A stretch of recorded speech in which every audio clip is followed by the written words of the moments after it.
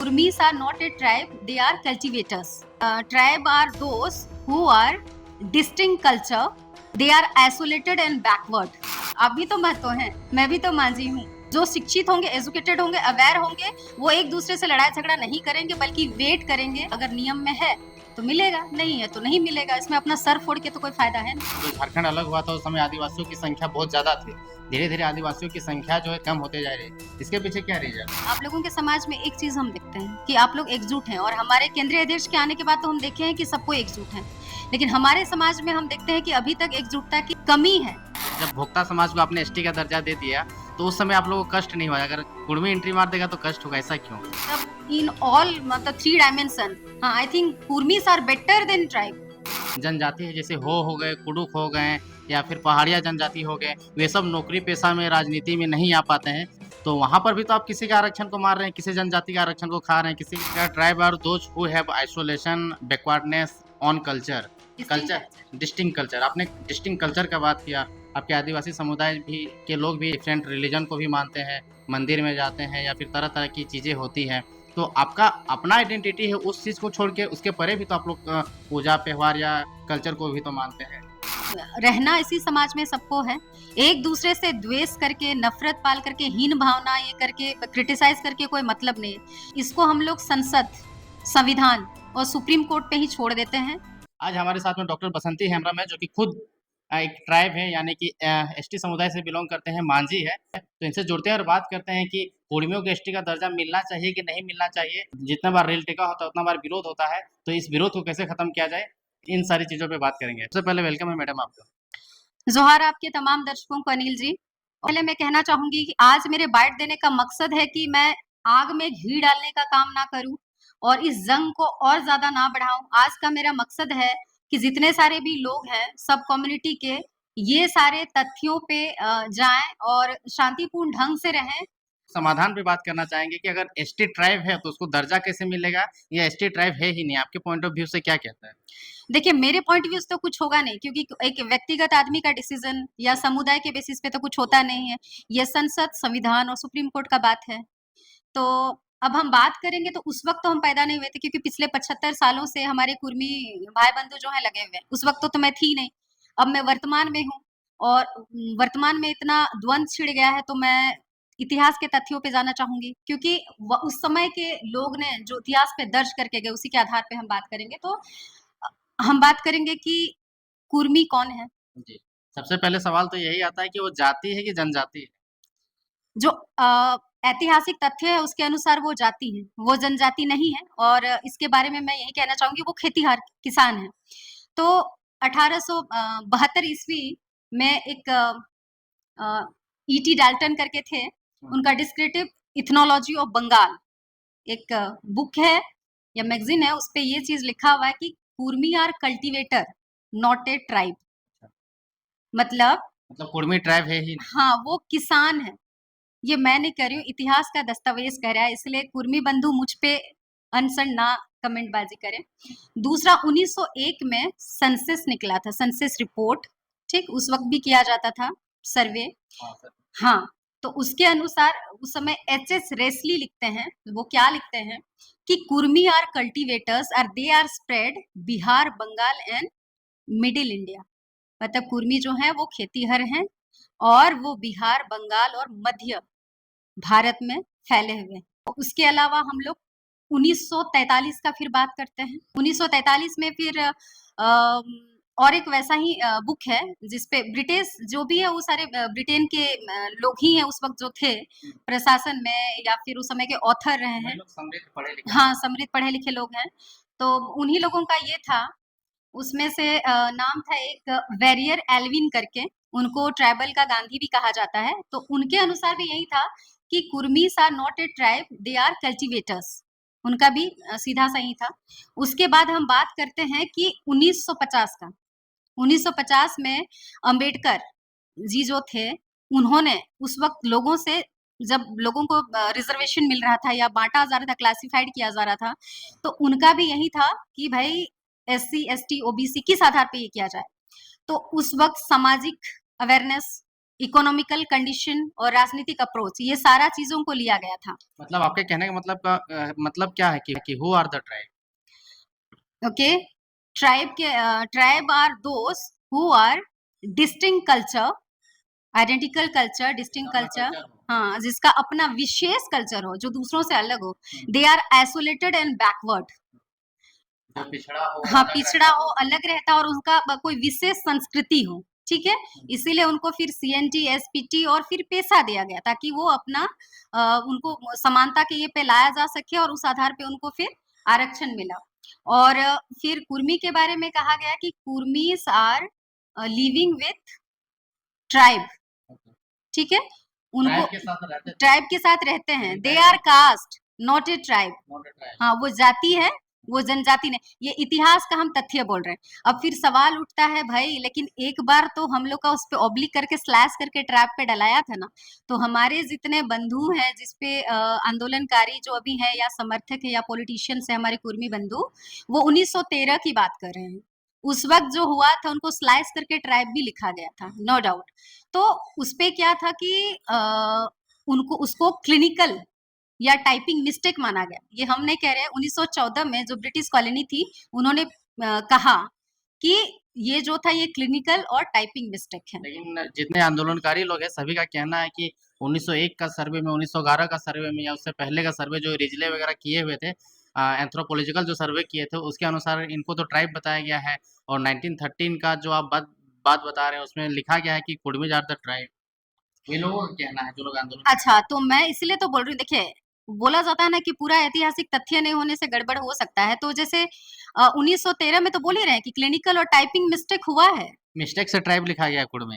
हाँ, स्लाइस करके, क्योंकि अगर ऐसा नहीं होता तो 1914 में दोबारा से नोटिफिकेशन ब्रिटिश कॉलोनी, क्योंकि वो तो ऐसा नहीं था कि वो मियाँ सॉरी महतो के पक्ष में है या माझी के पक्ष में है, ऐसा तो कुछ नहीं था। वो तो न्यूट्रल थे।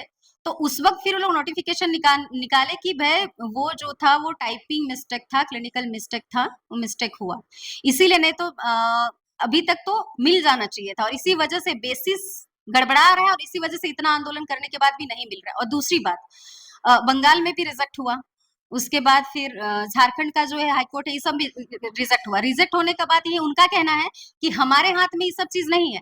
ये अमेंडमेंट अगर संसद पास करती है, संसद पास करेगी, उसी के बाद न्यायालय के पास इतना ये दम नहीं है कि हम रिक्लासिफाइड करें। लेकिन हाँ, अगर कोई अमेंडमेंट बिल वहां से पास होता है तो फिर हम उसको ये कर सकते हैं, संसद के दोनों सदन से, फिर राष्ट्रपति से, तभी।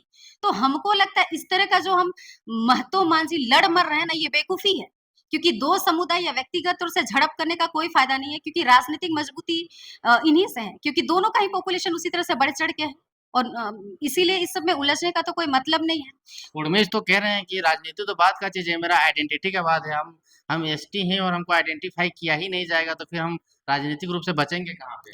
देखिए, वही तो हम बोल रहे हैं कि वो अगर संविधान में कुछ मांग कर रहा है तो संविधान में मांग करने से कोई तो किसी को रोक नहीं सकता। जी। लेकिन वो फिर से हम बोलेंगे, वो संसद तय करेगा और संविधान तय करेगा। मेरे आपके लड़ने से क्या, आप भी तो महतो हैं, मैं भी तो मांझी हूँ।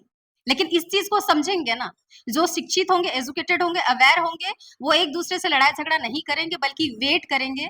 और जो ये होगा, तय होगा, अगर नियम में है तो मिलेगा, नहीं है तो नहीं मिलेगा। इसमें अपना सर फोड़ के तो कोई फायदा है नहीं। लेकिन मैडम, डेमोक्रेटिक कंट्री है, लोकतांत्रिक देश है, लोकतंत्र में जनता ही सर्वोपरि है। अगर बड़ी संख्या में, लाखों की संख्या में, करोड़ों की संख्या में अगर पब्लिक उतर रही है रोड में आंदोलन करने के लिए, ट्रेन रोक रही है, तो क्या ये मांग जायज़ है? आपको क्या लगता है, पर्सनली क्या लगता है? फिर से मैं वही चीज कहूंगी, मेरे कुछ कहने नहीं कहने से, लगने नहीं लगने से नहीं होता अनिल जी। मैं पहले इतिहास के तथ्य आपके सामने रखी, तो उस वक्त तो मैं थी नहीं। तो अगर कोई भी चीज आप शुरू करेंगे वर्तमान की स्थिति, तो आपको इतिहास देखना पड़ेगा। इतिहास के बाद ही वर्तमान होता है और उसके बाद फिर होता है भविष्य। तो ये सारा जो अपने हक को लेकर के उनको वो कॉन्सेप्ट 1913 के कॉन्सेप्ट पे अगर चल रहे हैं तो वो करेगा पार्लियामेंट, उसमें हम क्यों लड़ मरे। लेकिन कुछ समुदायों के द्वारा ऐसा नहीं है कि सिर्फ मांझी या उरांव या संथाल के द्वारा विरोध किया जाता है। कुछ समुदाय, कुछ समिति के द्वारा इस चीज़ का विरोध किया जा रहा है कि कुर्मी को नहीं मिलना चाहिए एसटी का अधिकार। उनका साफ तौर पे कहना है कि अगर इन लोग को एसटी का दर्जा मिल जाएगा तो हम लोग का आरक्षण खाएगा। कितना क्या मानते हैं आप? देखिए, इस बारे में हम ज्यादा कमेंट नहीं करना चाहेंगे अनिल जी। देखिए, अपने समाज को लेकर के सब बहुत ज्यादा सेंसिटिव है और ये संवेदनशील मामला है। ठीक? और मैं पिछले वीडियो में ऑलरेडी जो भी है वो कह चुकी हूँ, और मैं पहले ही बोली थी कि मैं आग में घी डालने का काम नहीं करूँगी। क्या चाहते हैं आदिवासी और मूलवासी मिल के रहें? मैं चाहती हूँ कि चूँकि हर समाज को दूसरे समाज से काम होता है, समाज में सिर्फ़ एक समुदाय के लोग नहीं रहते, सब लोग मिल-जुल के ही रहना चाहिए, और ये जो चीज़ हो रहा है, ये हम लोगों को छोड़ देना चाहिए। आप ज संसद में। आप जिस पार्टी से जुड़े हो उस पार्टी के तो केंद्र अध्यक्ष इस चीज़ को सपोर्ट कर रहे हैं। आप उस पार्टी के एक सदस्य हैं या आप केंद्रीय पदाधिकारी हैं, तो आप इसको सपोर्ट कर रहे हैं या फिर अपने समाज के साथ हैं? मैं तो अपने समाज के साथ हूँ, क्योंकि हमारे केंद्रीय अध्यक्ष भी अपने समाज के साथ हैं, और समाज ही सब चीज़ होता है, पहले तो समाज ही आता है। तो मैं तो बोली कि अगर कुर्मी समाज माँग रहा है तो वो पार्लियामेंट तय करे। लेकिन मैं जो इस तरह का द्वेष फैल रहा है, द्वेष के खिलाफ हूँ, और मेरा स्टैंड तो फिर अपने सोसाइटी को लेकर के ही, उसी के बाद होता है राजनीति। लेकिन मैडम सवाल ये भी आता है कि जब झारखंड अलग हुआ था उस समय आदिवासियों की संख्या बहुत ज़्यादा थी। धीरे-धीरे आदिवासियों की संख्या जो है धीरे-धीरे घटते जा रही है, कम होते जा रही है। इसके पीछे क्या रीज़न है? देखिए, इधर का डेमोग्राफिक चेंजेस तो मुझे नहीं मालूम है, लेकिन संथाल परगने का डेमोग्राफिक चेंजेस मैं मुझे उसी पे आ मालूम रहा है। था कि संथाल परगना में डेमोग्राफिक चेंज हो रहा है, आदिवासियों का जो हक अधिकार है वो छीना जा रहा है या यूँ कह सकते हैं कि वो लोग का जो द दबदबा है, वो कम हो रहा है। देखिए, अनिल जी, आप कहेंगे तो मुझे दुखती रग पे हाथ रख दिया जैसा लगा। देखिए, डेमोग्राफिक चेंजेस जो है वो वहाँ पे हो रहा है बेशक, क्योंकि पहले वहाँ काफ़ी लोग थे, और अभी हमको लगता है कि अगर मैं गलत नहीं हूँ, तो लगभग अभी 26 या 27% है शायद, या 28 है, आप कुछ जानते हैं तो बोलिए। थोड़ा मैं ये कर रही हूँ, बट यही लगभग है मोटा-मोटी, और शुरू में काफ़ी ज़्यादा था वहाँ। तो डेमोग्राफिक चेंज से मैं जान रही हूँ कि वहाँ के जो लोग हैं, या तो घुस पहले भी इस बारे में बहुत बोल चुकी हूँ कि घुसपैठिए वहाँ पे आते हैं, लोग इस चीज़ को माने चाहे नहीं, दोबारा सर्वे होना चाहिए। उसके अलावा फिर कन्वर्ट हो रहे हैं लोग बहुत, और उसके बाद चेंज कर रहे हैं वही धर्म को दूसरे ये पे। तो इस वजह से धीरे-धीरे वहाँ पे जनसंख्या जो है वो घट रही है, और दूसरे कम्युनिटी की जो है वो बढ़ रही है, और मुझे डर है, अगर इस पे सर्वे करके या रोकथाम नहीं लगाया गया, एक दिन ऐसा ना हो कि संथाल परगना के बदले डैश परगना हो जाए। ऐसा भी हो सकता है। ऐसा भी हो सकता है अभी का स्थिति देख के। लेकिन कई बार परिस्थिति देख के ऐसा भी लगता है मैडम कि आदिवासी को आरक्षण का नहीं संरक्षण का ज़रूरत है। अपना जो चीज़ मिला है, जो पूर्वजों से मिला है, जो अपना लैंग्वेज है, जो अपना कस्टम्स है, जो अपना कल्चर है, उन चीज़ों को अगर संरक्षित करके रखा जाए या उनका जो रीति-रिवाज है उनको संरक्षित करके रख दिया जाए, तो आदिवासी इनफ़ है। उनके लिए इनफ़ नीति, नियम, पेशा, कानून से लेके सारी चीज़ बने हुए हैं। उन लोगों को किसी और से लड़ने-झगड़ने या किसी के आने या जाने से हमको नहीं लगता कि फ़र्क पड़ेगा। देखिए, हमारे पास पेसा एक्ट है जो कि अभी तक लागू नहीं हुआ, जो लागू होना चाहिए, ठीक? उससे तो स्वशासन को ये मिल जाएगा कि वहाँ का ग्राम सभा ही शासन करेगा, उसके अनुसार रूल चलेगा, उसमें सरकारी नियम उस पे फिर लागू नहीं होगा जनरली, वो अपने अनुसार से करेगा। दूसरा, ज़मीन के लिए सीएनटी और एसपीटी एक्ट जो है वो लागू है, लेकिन कितना हद तक लागू है, क्योंकि उसमें आप देखेंगे तो रांची में पूरा कौन बसा है? धनबाद में देख लीजिए, उस तरह बोकारो में देख लीजिए, तो बहुत सारे, संथाल परगना में देख लीजिए। तो उल्लंघन है, बहुत जगह धांधली है, भ्रष्टाचार है। वही बात है कि झारखंड की राजधानी रांची है और रांची मूलतः उसको माना जाता है कि वो एसटी रिजर्व है, एसटी का वहाँ पे दबदबा था। लेकिन इन दिनों अगर आप जाएँगे तो वहाँ पे बाहर से लोग आके बड़े-बड़े बिल्डिंग्स, बड़े-बड़े ये बसा लिए हैं। तो इन सारी चीज़ों को कैसे मतलब संरक्षित किया जाए? देखिए, मैं सबसे पहले कहना चाहूँगी, जो हमारे लोग हैं, सत्ता पे जो है, कोई भी गवर्नमेंट रहे, बीजेपी रहे, जेएमएम रहे, कोई भी, उसके अलावा हमारे जितने पदाधिकारी गण, चाहे वो ब्लॉक पे बैठे, चाहे जिला पे बैठे हों, उसके बाद जो यूपीएससी, जीपीएससी के थ्रू जाते हैं, जो भी लेंगे, वो लोग जो ज़मीन का इधर-उधर हेर-फेर करते हैं अपना, हाँ, हाँ, ज़मीन दलाल वगैरह, ये लोग ज़रा एक बार देखें कि आप दे किसको रहे हो, बेच किसको रहे हो। चंद पैसों के लिए आप अपने मूलियों के साथ सौदा ना करें, क्योंकि आप खुद अपने दुश्मन बने हुए हैं। तो पेसा एक्ट लागू हो, सीएनटी और एसपीटी जो है, उस पे पुरजोर सरकार ये करे, कोशिश करे कि उसको एकदम लागू हो, कहीं भी उस तरह का गड़बड़ ना हो तो पनिश किया जाए। और दूसरी बात, संथाल परगना में डेमोग्राफिक जो चेंजेस हो रहा है, इस पे भी कड़ा कदम उठाया जाए, सर्वे किया जाए, और जो भी यहाँ के नहीं है, किसी भी रीजन से गलत सही किया, तो सबको नकार दिया जाए, उनका आईडी कार्ड वगैरह जो है। लेकिन मैडम दूसरा सवाल ये भी आता है कि मान लीजिए आप कहते हैं कि हम आदिवासी हैं, हमारी सरकार है, आदिवासियों की सरकार है। आदिवासियों की सरकार होने के बावजूद आपका धर्म आइडेंटिफाइड नहीं हो पाया, धर्म का कोड नहीं मिल पाया है। इन सारी चीज़ों को कैसे देखते हैं? सारी चीज़ों का तो अभी तक निष्पादन हो जाना चाहिए। हाँ, बिल्कुल सही बोले कि सरना कोड को लेकर के काफ़ी दिनों से माँग है, और इस तरह से सरना कोड अगर लागू होता है तो कन्वर्ट जो होते हैं दूसरे ये में लोग, कास्ट में, वो रुक दूसरे सॉरी दूसरे धर्म में वो रुक जाएगा, और सरकार ने अपनी तरफ से शायद कोशिश की थी, मैं मुख्यमंत्री का कभी सुनी थी कि हम लोग तो पास कर दिए थे, सरना कोड का हम लोग का पास किए थे, लेकिन सेंट्रल पे साइन हुआ ही नहीं, जहाँ तक मैं ये बात जानती हूँ। लेकिन हाँ, थोड़ा इस चीज़ के लिए शर्मिंदा हैं कि हमारी अपनी सरकार रहने के बाद भी हम लोगों को अभी वो चीज़ नहीं मिला जो मिलना चाहिए था, और उम्मीद करते हैं कि सरकार इस पे ध्यान दे और सरना कोड, पेसा एक्ट, सीएनटी, एसपीटी सख्ती से उस सब पालन हो, और एक डिस्टिंक्ट फीचर्स है या कम्युनिटी का, उसको पहचान दिलाए राष्ट्रीय लेवल पे। इसके लिए आदिवासी समुदाय क्या कर रहा है? आंदोलन कर रहा है या पेपर वर्क कर रहा है, क्या कर रहा है? हक अधिकार क्यों नहीं ले पाया? सरना धर्म कोड हो गया, पेशा कानून हो गया, और जो भी आदिवासी के लिए 6th शेड्यूल 5th शेड्यूल का जो बात आता है, वो सब के लिए क्या कर रहा है? जब कुर्मी आंदोलन करते हैं तभी सब रोड में उतर जाते हैं और इस तरह से विरोध करते हैं। अपने जो हक अधिकार जो संविधान से उन लोगों को रक्षा मिला है, कानून बना है, वो सब पे क्यों नहीं काम करते हैं? देखिए अनिल जी, हमारा समाज अभी भी ऐसा है ना कि बहुत सारे लोग जागरूक नहीं हैं, बहुत सारे लोग शिक्षित नहीं हैं। तो ऐसे स्थिति में कुछ लोग गिने-चुने लोग आगे बढ़े भी हैं, तो बहुत सारे फाइनेंशियली उतना ये नहीं है, स्ट्रॉन्ग भी नहीं है, और आदमी जब देखता है ना, जैसे आप लोगों के समाज में एक चीज़ हम देखते हैं कि आप लोग एकजुट हैं, और हमारे केंद्रीय अध्यक्ष के आने के बाद तो हम देखे हैं कि सबको एकजुट हैं। लेकिन हमारे समाज में हम देखते हैं कि अभी तक एकजुटता की कमी है। तो इसीलिए हमको लगता है कि हम लोग को जो-जो चाहे पेशा एक्ट हो या वो सारी चीज़ों पे हम लोग ज़िक्र किए, वो अभी तक ले ही नहीं पा रहे हैं। एक नेतृत्व का उसमें भी ज़रूरत है, और सारे संगठन का मिल-जुल करके उसको लेकर के करने का। अब जहाँ तक आप बोले कि इधर कुर्मी जब आंदोलन करता है तो फिर ये लोग उसके ये में पड़ जाते हैं। तो बात ऐसा होता है ना कि जब भी आदमी को लगता है कि मेरा थाली का जो ये है वो बाँटा होगा, तो कहीं न कहीं थाली में रखा हुआ चीज़ को छीन ले गया, बँट रहा है, तो उसमें आदमी इनसिक्योर हो जाता है, फिर वो देने नहीं खोजता है। क्यों नहीं देना चाहते? जब भोक्ता समाज को आपने एसटी का दर्जा दे दिया, तो उस समय आप लोगों को कष्ट नहीं हुआ? अगर कुर्मी एंट्री मार देगा तो कष्ट होगा, ऐसा क्यों? वो भी तो आप ही का अधिकार छीनेगा ना। देखिए पहले तो ट्राइब का संख्या कम था, ट्राइब का संख्या धीरे-धीरे बढ़ा। तो आपके साथी आप बोलते हैं मातू मांझी भाई-भाई, तो लेने में फिर क्या दिक्कत है? देखिए, सबसे पहले मैं बात फिर से वहीं दोहराऊँगी अनिल जी, कि आप देखेंगे तो कुर्मी भाई-बहन जो है ना, कम से कम वो है 15%, उतने तो होंगे, लगभग। उससे ज़्यादा नहीं। जो भी, उतने लगभग होंगे। चलिए अंडर 20 ही रख देते हैं, ठीक? तो कहीं न कहीं ऐसा लगता नहीं, वो फैक्ट है कि अवेयरनेस, जागरूकता, एजुकेशन, अप्रोचेस, हुँ, अर्निंग, एबिलिटी, कैपेबिलिटी, ये सब हमारे कुर्मी बंधुओं में ज़्यादा है। और हमारे में क्या है कि अभी रेज़ा-कुली का काम किया अनिल जी, अब पता चल रहा है उसको खा पी के खत्म करेगा, फिर दूसरे से भाड़ा माँग करके फिर जा रहा है काम करने।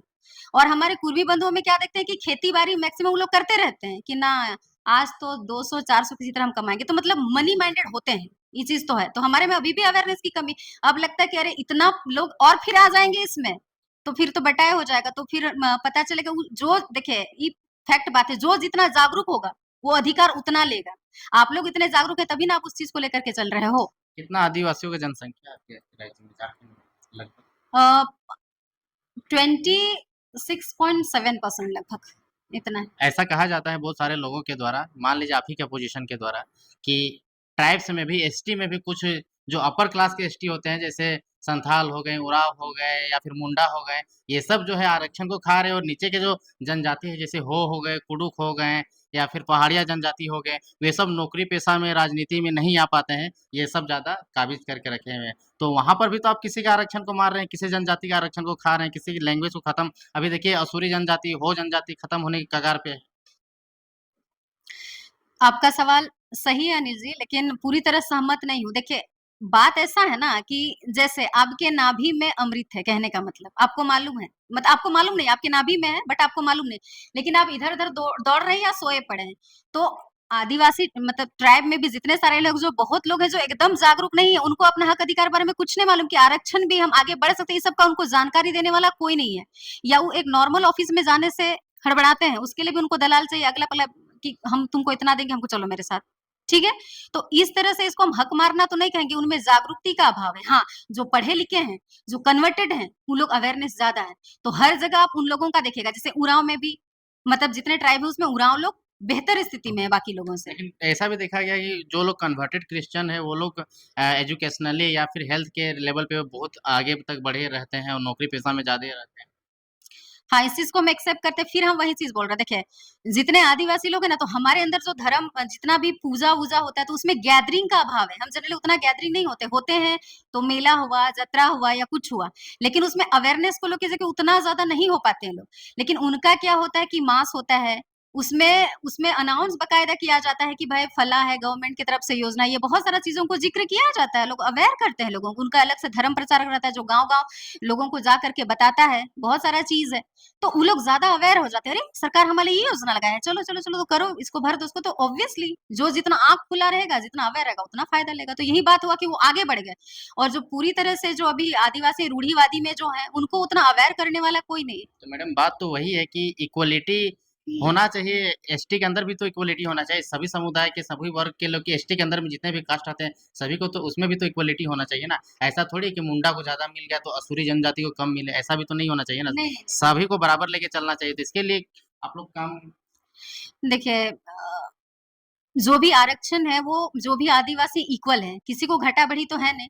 अब जागरूकता का काम तो एक ही है, वो है शिक्षा लेना। तो लोगों तक हर जितने भी लोग हैं वहाँ तक ले जाना होगा शिक्षा, और जो अभी अशिक्षित हैं उनके तक ले जाना पड़ेगा जागृति। तो लालटेन लेके या मशाल लेके जाना होगा कि भाई ये हक है, ये अधिकार है, आप लोग जानें, पढ़ें, तभी होगा अनिल जी। नहीं तो जो आगे जो अवेयर हैं वो तो ले लेंगे, और जो नहीं अवेयर है वो हड़िया-माड़ी में अपना डूबल है, नहीं ले पाएँगे। जैसा कि आपने कहा tribe are those who have isolation backwardness on culture distinct culture culture. Distinct culture आपने डिस्टिंक्ट कल्चर का बात किया।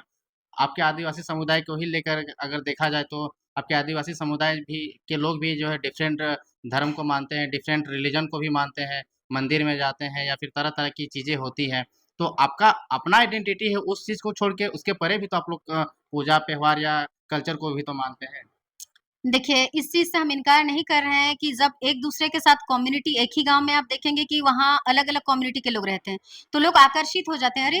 ये देखिए, आप देखिएगा हमारे कम्युनिटी में किसी तरह का पूजा फास्टिंग जनरली नहीं है, लेकिन दूसरे में आप देखेंगे बहुत सारा फास्टिंग है, लेकिन आप देखिएगा तो बिहारी कल्चर को भी लोग अपना रहे कि छठ कितने-कितने लोग कर रहे हैं, जबकि वो झारखंड का है ही नहीं।